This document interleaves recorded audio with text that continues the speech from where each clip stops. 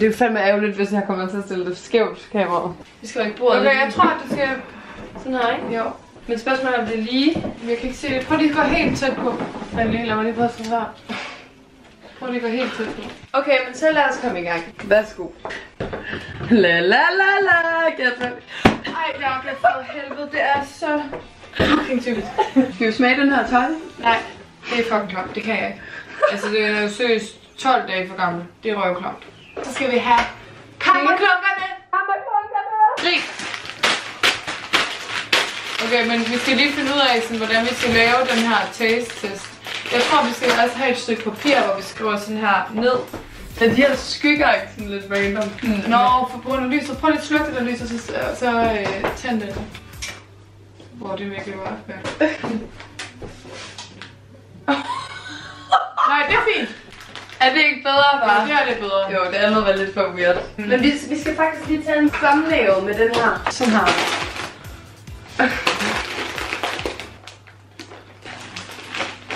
Jeg føler mig ret grim.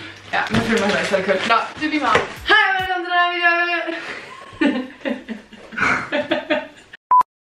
Det er en fucking lol video, det her faktisk. Ja, det er sgu da fucking fedt.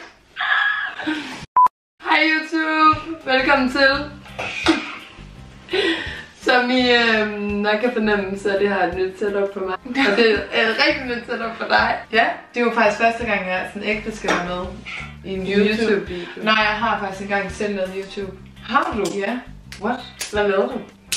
Ej, virkelig dårlige videoer. Jeg lavede engang en video med min lillebror, hvor vi snakkede kun om fodsvamp. Så, sådan noget. Det kan vi sgu også lave. Ej, for det var for skørt. Det var for skørt. Men Julia og jeg, vi skal lave vores første video i dag på vores kanal, som hedder Jolle og Lærke. Ej, hvorfor er det kun mig, der skal have et kælenavn? Fordi jeg ved ikke, hvad jeg skulle blive kaldt. Seriøst. Prøv at tænke på det. Hvad skulle det være? Jeg tænker over det. Så er det sådan... Vi finder ud af det. Okay. Vi klipper lige til, at vi er ude at handle ind til det her, fordi vi har købt en masse koldskål, som vi skal smage på i dag. Selvom der er en af dem, der faktisk ikke er koldskål. Og vi manglede også den vigtigste. Men, som var hvad? Arla? Ja. Jeg føler bare lidt... Og der var også den der Gram Slot fra Rema. Ja, og der har også en anden, den der gule kløver. Ja, den der ikke skal på køl, som er fucking klam. Det kan godt være, der er nogen, der synes, den er lækker derude. Nå ja, på YouTube. Sorry. Nå, og vi har de her skål med, og vi skal jo faktisk bare egentlig bare i gang. Ud at handle nu. Ud at handle. Okay, jeg har glemt net. Mig og Julie skal mødes i Netto. Jeg har lige hentet 2 pakker. Det er fucking irriterende, jeg ikke har noget net. Men der er tilbud i Rema på koldskål. Lol. Det er tykmælk. Nu står jeg ude på en Netto og venter på Julie. Hun er åbenbart der hangry. Det er pissefedt. Og det er rigtig upraktisk, at jeg ikke har det der net med, jeg troede, jeg havde med. Fordi jeg fucking går rundt og bærer på 2 pakker. Det er noget lort. Nå, nu står jeg her ved bolden og venter.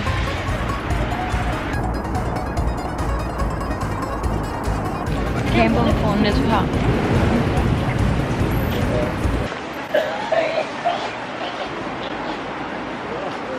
Hej Jolle, hvor er du henne? I don't see ya. Ej, jeg kan se dig. Du ser ret gangster ud. Jeg sidder og filmer mig selv, fordi jeg venter på dig. Jeg tænkte nok, du skulle have noget at spise. Hvad har du i dag? Hvad har du i dag? Grat? Oh my god. Hej Jolle. Hej skat. Hej skat. En musenusse. Nå, men vi skal bare købe fucking meget koldskål. Vi skal prøve kefir også. Det skulle smage af koldskål. Kefir med vanilje. De er virkelig klamme alle sammen. Den her. No. Og så skal vi altså smage det her Jule. Men er vi enige om, at der ikke også er den der klamme kløver en, som vitterligt ikke er på køl? Skal vi ikke prøve den også? Vi tager den her. Dem her. Vi tager bare en af hver. Jeg er virkelig dårlig til at finde. Skal man gøre sådan her også? Nej. Shit, det er en travl Netto det her. Jeg føler altså ikke, vi går det rigtige sted. Jamen, jeg kan ikke finde ud af, hvor vi skal gå hen. Og så er vi tilbage igen. Nej, hvor var det bare dejligt at være ude at handle. Jeg skulle vente på Jule fucking lang tid. Okay. Anyways. Kommenter 1, 2, 3, hvis den her belysning er god. Kommenter 1, 2, 3. Ja, why not? Vi har 4 forskellige koldskål, og så har vi 4 forskellige kammerjunker. Den er fra Hobro. tror, den er god. Ja. Det er tykmælk.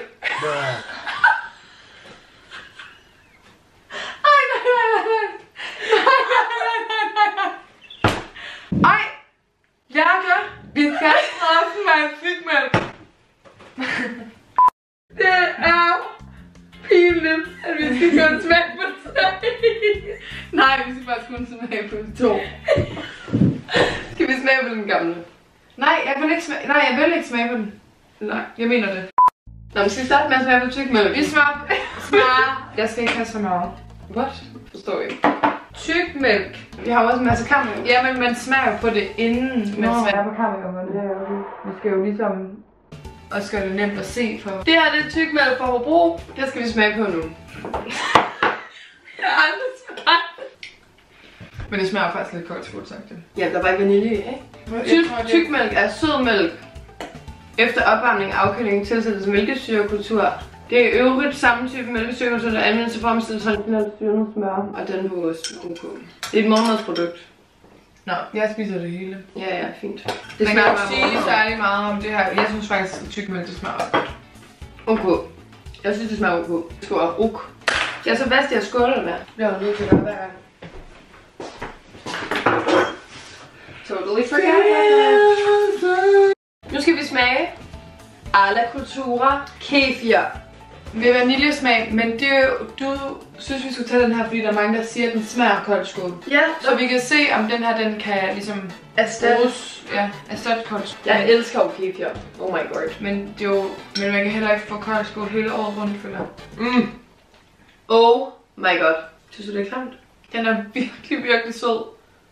Jeg elsker sødmælk. Jeg elsker det. Den er for sød. Men så kan man købe den her om vinteren, hvis man gerne vil have koldskål. Hvis man gerne vil have verdens sødeste koldskål. Men kan man købe koldskål året rundt dog? Jeg tror, at... Jeg synes, det smager fucking godt. Det er jeg synes, det smager af parfumeret vanilje. Jamen, wow, okay. Kefir. Elsker. Det er sjovt, at vi skriver noter, når vi kun skal smage 4. Jeg har jo faktisk ikke fået koldskål i overhovedet. What? Ja, I know. Kan du godt, er du sådan en, der godt kan lide koldskål med jordbær i? Hvad mener du med jordbærsmagen? Ej, det er da meget våd dernede i. Du er så demanding. Du vil ikke bare lige tage den her.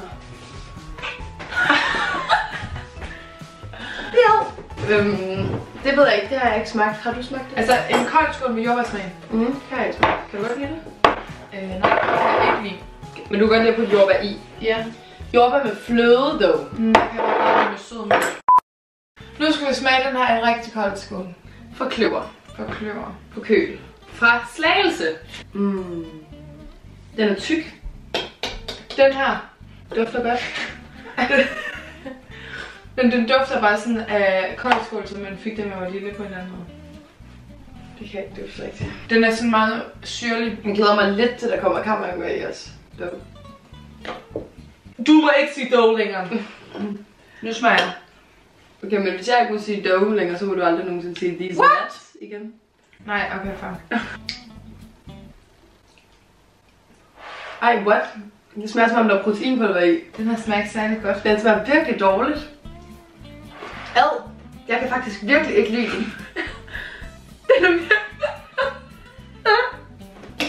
den er fucking dårlig. Altså det bedste, jeg har spist. Var det ikke den, din ven havde i køleskabet? Jo. Ad. Den bedste, du har smagt.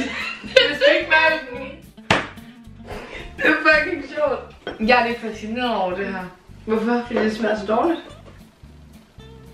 Okay, skal vi lave en challenge? Det gider jeg ikke. Jeg skriver noget ned nu. Smager ikke godt. Jeg har bare skrevet smager ikke godt. Jeg skriver smager af proteinpulver. Jeg har det sådan lidt mærkeligt eftersmag. Jeg føler at det smager som om der godt kunne være gelatine i eller sådan noget. Altså det er dog ikke. Damn! What? Jeg er sygt skuffet. Den smager fucking dårligt, Jimmy. Altså, jeg føler lidt, at nu skal vi jo smage på den sidste. Den er for cheesy. Det med A38 i stedet for tykmælk, og den her så også laktosefri. Jeg føler virkelig, at den eneste rigtig kold skål, jeg har haft, det er den, vi har smagt på. Og den smagte helvedes til. Hvad? Jeg føler bare, at der kom nogen. Det er en overmod. Ja, men jeg troede bare, der var en, der bankede på. Cheesy. Cheesy. Ui! Jeg tror faktisk virkelig Jeg tror, den smager smager godt. Jeg tror, den smager helt vildt godt. Okay, ved I hvad? Skål! Kold skål!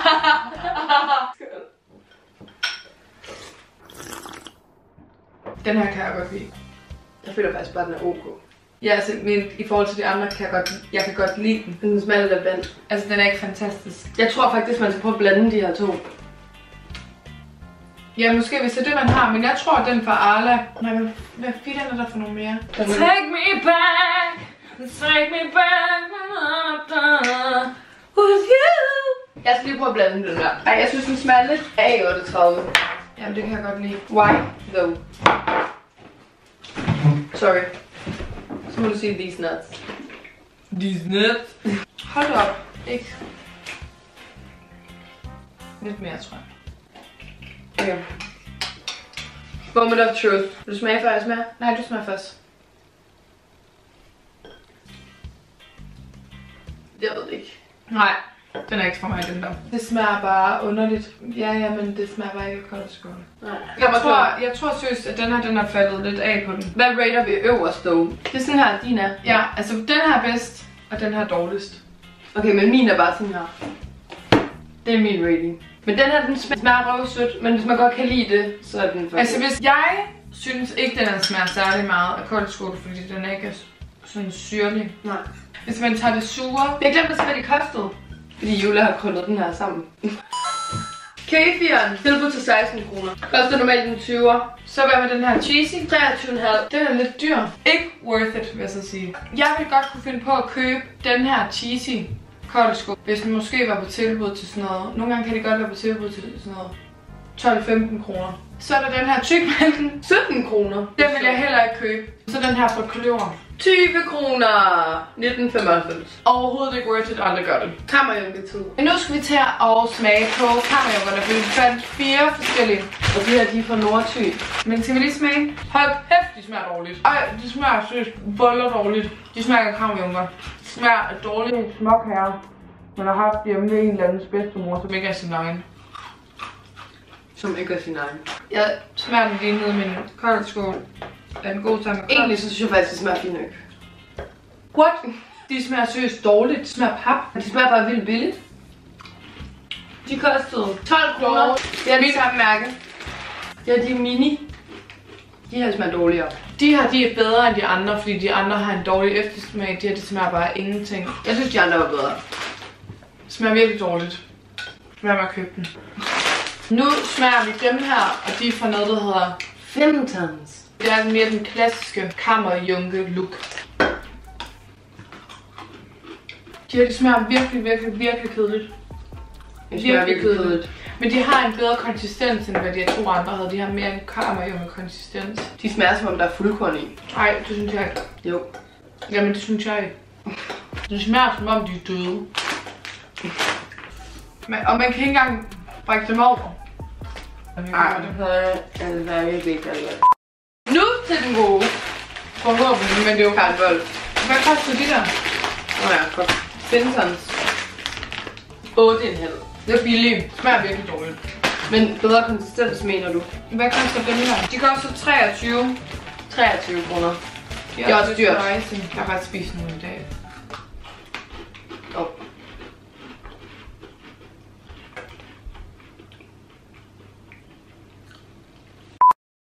Men hvad kan du egentlig bedst lide? Kan du bedst lide, der er jo ligesom sådan de flade kammerjunker, så det er dem, som er sådan runde. Dengang jeg var yngre, kunne jeg altid bedst lide de flade, men nu kan jeg faktisk bedre lide de runde. Fordi når man cracker den, så trykker man ligesom bare ned på toppen, sådan her. Nej, jeg ved godt, hvad jeg har altid gjort.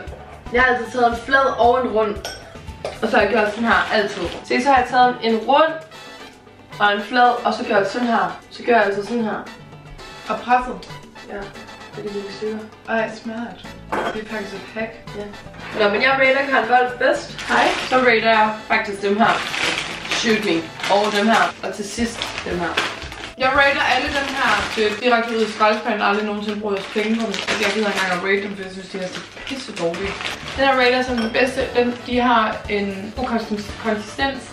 De er faktisk lidt kedelige i smagen, synes jeg. Men de har sådan lidt sødme. Og ikke for småkageagtigt. Okay, til at slutte af, men så bliver du nødt til at fortælle mig en hemmelighed. En hemmelighed. Okay, jeg håber, der er en, der ser den her video så. Jeg er der sgu da. Jeg kom til at spise min egen bussemand tidligere i dag, men det var ikke med vilje. Jeg ved ikke, hvad der skete. Det er fordi, jeg har haft rimelig mange bussenødder her de sidste par dage. Og så skulle jeg bare lige pille den lidt. Pille den i næsten. Jeg skal bussenødder. Så skulle du pille den, fordi jeg var ude på skolen. Nej! Det var i dag jo. Det var bare derhjemme. Jeg stod og brød op i mit skab og lidt. Og så piller du bussenødder. Og så pillede jeg bare lidt bussemand, og så var det sådan lige hurtigt sådan her. Men så var det som om, at den ligesom ikke var... Okay, what, det er mega klamt. Som om den ikke var væk fra mit ansigt. Og så var det... Ej, det kunne nok godt, så ruller den. Så var det sådan her, og så var jeg sådan... Og så var jeg sådan... Det var min bussenød. Du kom til at spise den? Ja. Jeg troede, du mente, du kom til at vise den. Nej, spise den. Se min bussemand. Det var virkelig klamt, og så gik jeg ud og drak et virkelig stort glas vand bagefter for at skylle hele min mund, fordi jeg havde det så dårligt med mig selv. Har du aldrig spist en bussemand i dit liv? Jo, da jeg var sådan 5, og så nu også jeg var 24. Ja. Jeg har faktisk kardemommesnavn tilbage. Okay. Hjemmelavet. Af dig? Af mig? Kan jeg godt taste den? Jeg vil taste den. Dejen er tør. Den er også 2 dage gammel. Det er også det. Men det kan jeg jo ikke gøre for. Nej, så tror jeg da bare, at den havde smagt noget bedre lige da du havde lavet den i stedet for nu. Jeg føler ikke, at jeg kan rate den. Ser du det her Ramones, eller hvad fanden der er lavet om? Det smager pisse godt, men dejen er jo tør. Du kan jo ikke lukke godt lide tør kage nogle gange. Nej, jeg kan godt lide mega juicy cake. Fordi min yndlingskage er også cheesecake. Nej. Hvad hedder de der? Ved ikke. Jeg skulle til at sige kispræsidenter.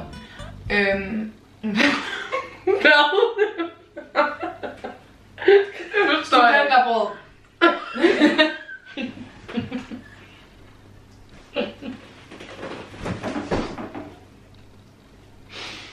Det forstår jeg ikke. Hvorfor vil man sige kispræsidenter? Jeg elsker studenterbrød. Skriv 4, 5, 6 i kommentarerne, hvis I godt kan. Du har ikke noget kommer til at det er sådan mig. Skriv 2. Hvad vælger en romkugler versus studenterbrød? Hvad kan det? Skriv 54. Hvis I godt kan lide. Kammerklunker. Hvis I kalder dem kammerklunker. Hvis I hvis I kan lide den her, så kalder dem. Hvis I kan huske sangen Gis. Hvis det er helt godt lide, så kig lidt på morgen.